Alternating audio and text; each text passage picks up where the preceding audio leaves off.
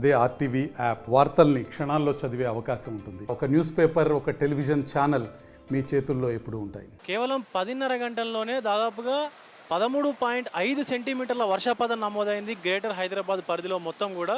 So లోతట్టు ప్రాంతాల్లో ఉన్నటువంటి ప్రజలు చాలా ఇబ్బంది పడుతున్నారు. మీరు చూడొచ్చు, మా కెమెరామెన్ చూపించే ప్రయత్నం చేస్తారు. ఇళ్లలోకి కూడా వర్షపు నీరు చేరినటువంటి పరిస్థితులు కూడా కనిపిస్తూ ఉన్నాయి. సో నిన్న రాత్రి సుమారుగా 8 గంటల 30 నిమిషాలకి స్టార్ట్ అయినటువంటి వర్షం ఈరోజు తెల్లవారుజామున 7 గంటల వరకు కూడా కురిసినటువంటి పరిస్థితి ఉంది. సో ఇళ్లలోకి పూర్తిగా నీరు కూడా చేరిపోయినటువంటి పరిస్థితి ఉంది. ప్రస్తుతం మనం చింతల్లో ఉన్నాము, హైదరాబాద్లోని చింతల్లో ఉన్నాము. సో ఇక్కడ ఒక పెద్దాయన కూడా ఇంటిలో నుంచి నీళ్లు బయటికి వేస్తున్నటువంటి దృశ్యం కనిపిస్తూ ఉంది. సో ఆయనతో మాట్లాడే ప్రయత్నం చేద్దాం. అంకుల్, ఇక్కడి నుంచి మొత్తం పైనుంచి వచ్చేసాయా నీళ్ళు? ఇంట్లో కూడా వస్తాయి, వెనక కాలువ నుంచి కూడా వస్తాయి, అట్లా ఉంది అది. వెనకాల కాలువ నుంచి వచ్చాయి, అలాగే ఇక్కడి నుంచి కూడా ఈ రోడ్ నుంచి కూడా వచ్చాయా? జంప్ అయ్యి ఇక్కడ నుంచి కూడా నీళ్ళు అనేది. అంటే ఇది మొత్తం నిండిపోయి డోర్ నుంచి వచ్చేసాయా మొత్తం? నిండి ఈ కాలం మొత్తం రోడ్ నిండి మొత్తం ఇంటికి కూడా వచ్చినాయి నీళ్ళు. ఇదంతా పూర్తిగా మునిగిపోయిందా మొత్తం? మునిగింది మరి. అదే ఇల్లు చూస్తారు కదా మొత్తం అనేది, ఇల్లు అనేది మొత్తం. సో మా కెమెరామెన్ చూపించే ప్రయత్నం చేస్తారు. మీరు ఇంట్లోకి కూడా మొత్తం పూర్తిగా నీళ్ళు వచ్చేసినటువంటి పరిస్థితి కూడా ఉంది. సో ఒక చిన్న బకెట్ సాయంతో ఇంట్లోని నీళ్ళన్నీ కూడా బయట వేసే ప్రయత్నం చేస్తున్నారు.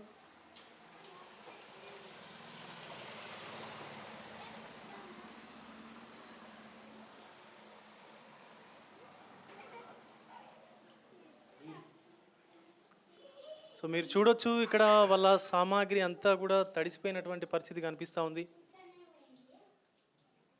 వాళ్ళు పడుకునేటువంటి బెడ్స్ అవన్నీ కూడా, దుప్పట్లు కూడా తడిసిపోయాయి పూర్తిగా. సో పెద్దాయన మీరు చూడొచ్చు, లోపలికి వచ్చేసినాయి మొత్తం వాటర్ అంతా కూడా.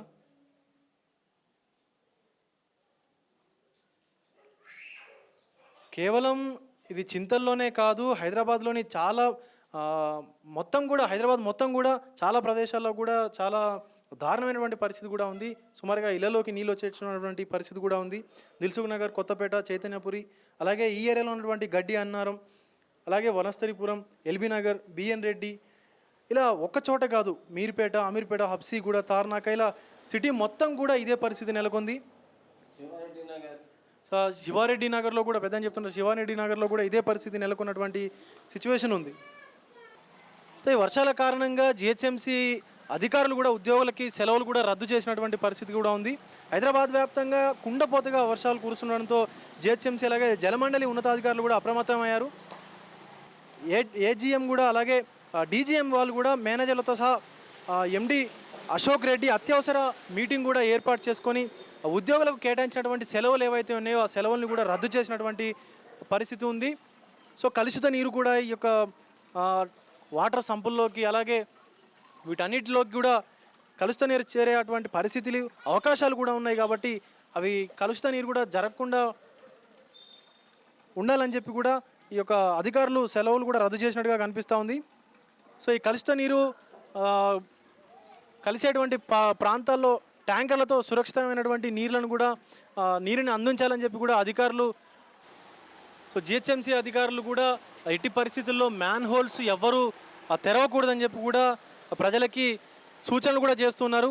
ఈ యొక్క వర్షపు నీటిలో రోడ్లపైకి వాహనదారులు బైక్స్ అలాగే కార్లతో కూడా వస్తుంటారు. అలాంటి పరిస్థితుల్లో మ్యాన్ హోల్స్ తెరిచినట్లయితే ఆ మ్యాన్ హోల్స్లో ఈ యొక్క వాహనాలు ఇరుకుపోయినటువంటి సందర్భాలు కూడా మనం చూస్తూ ఉంటాం. అలా జరగకూడదని చెప్పి, మ్యాన్ హోల్స్ కూడా తెరవకూడదని చెప్పి జిహెచ్ఎంసీ అధికారులు ప్రజలకు కూడా విజ్ఞప్తులు చేస్తున్నారు.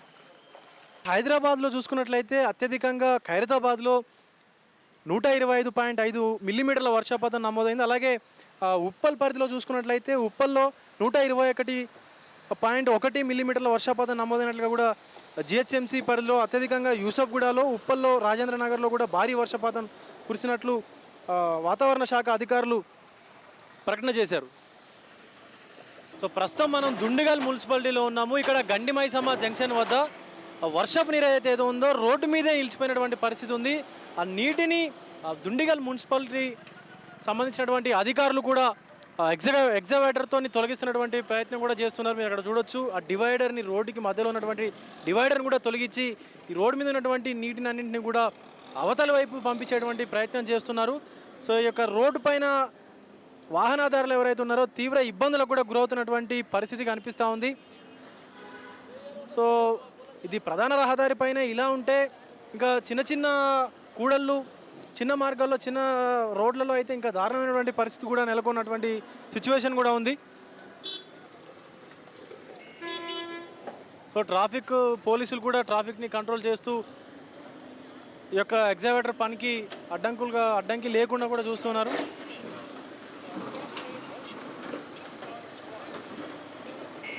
ఇలా ఒక్క చోటే కాదు, హైదరాబాద్లో ఎక్కడ చూసినా ఇదే పరిస్థితి నెలకొంది.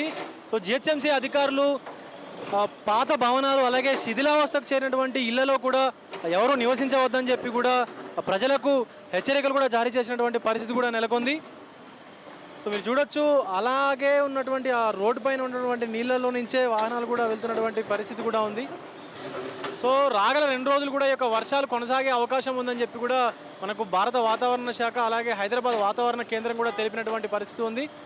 సో దీని పట్ల జిహెచ్ఎంసీ అధికారులు అలాగే డిజాస్టర్ రెస్పాన్సిబుల్ ఫోర్స్లు కూడా ప్రజల్ని అప్రమత్తంగా ఉండాలని కూడా హెచ్చరించినటువంటి పరిస్థితి కూడా నెలకొంది. కెమెరామెన్ జాఫర్తో విజయ్, RTV హైదరాబాద్. హైదరాబాద్ సుచిత్ర సర్కిల్ కి ఒక విశేషం. మీ లలిత జ్యువెలరీ సుచిత్ర సర్కిల్ కి వచ్చేసింది. ఆగస్ట్ 18న బ్రహ్మాండమైన ప్రారంభోత్సవం. Lalitha jewellery, A block, green park avenue, Suchitra road. మీ లలిత జ్యువెలరీలో ధరలు చెక్ చేయండి.